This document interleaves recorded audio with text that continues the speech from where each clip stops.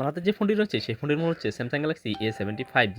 আজ আমি আপনাদের দেখিয়ে দিব মূলত এই ফোনটা যদি প্লে স্টোর কাজ না করে কীভাবে এটা মূলত সমস্যার সমাধান করবেন। অর্থাৎ আপনি প্লে স্টোরে গেলেন, প্লে স্টোরে যাওয়ার পর লেখা উঠবো প্লে স্টোর ইরোর এবং play store can not download এবং এপিকে নট ইনস্টল।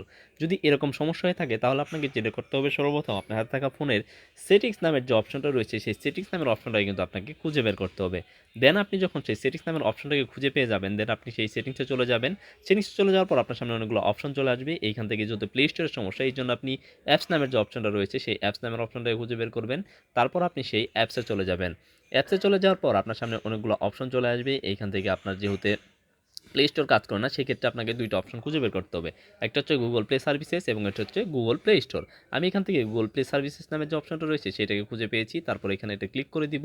ক্লিক করার পর আপনার সামনে অনেকগুলো অপশন চলে আসবে। এইখান থেকে নিচে ক্লিক করবেন। ক্লিক করতে করতে দেখতে পাবেন স্টোরেজ এবং কি নিচে দেখতে পারবেন স্টোরেজ নামে একটা অপশন রয়েছে। আপনি দেন স্টোরেজে ক্লিক করবেন। ক্লিক করার পর এখানে ক্লিয়ার ডাটাতে ক্লিক করে দিবেন। তারপর এখান থেকে দেখতে পাচ্ছেন ক্লিয়ার অল ডাটাতে ক্লিক করে জাস্ট কনফার্ম করে দিবেন। ব্যাস আপনার কাজ শেষ। তারপর ক্লিয়ার কেচে ক্লিক করে দিবেন। তারপর এখান থেকে ব্যাক করবেন। ব্যাক করার পর তারপর এখান থেকে আপনি ব্যাক করবেন। ব্যাক করার পরে কিন্তু আপনার ফোনটাকে ওয়াইফাই কানেক্ট দিয়ে নেবেন। ওয়াইফাই কানেক্ট দিয়ে নেওয়ার পর কিছুক্ষণ অপেক্ষা করবেন। অপেক্ষা করার পর আপনার ফোনটা যখন প্লে স্টোরটা আপডেট হয়ে যাবে তখন দেখতে পাবেন আপনার ফোনের প্লে স্টোর সমস্যার সমাধান হয়ে গেছে।